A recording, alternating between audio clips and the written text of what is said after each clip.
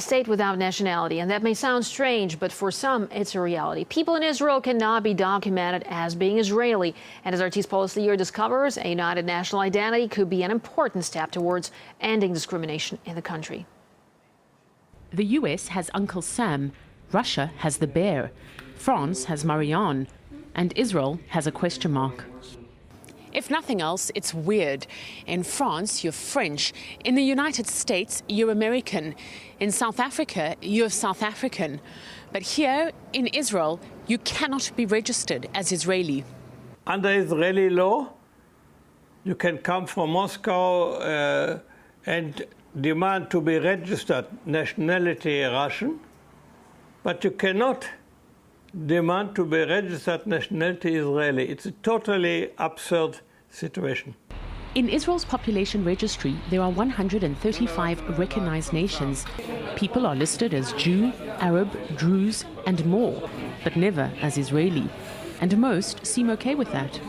It's semantics. The meaning is the same. The nation is the Jewish nation, and it has the Jewish nation state, both in the Proclamation of Independence and the UN resolution of November the 29th, 1947, which says that a Jewish state will be formed, not an Israeli one.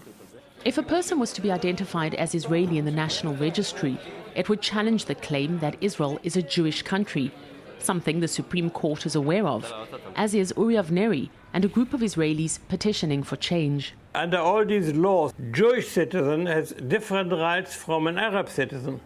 This is something which we cannot accept. It's not democratic.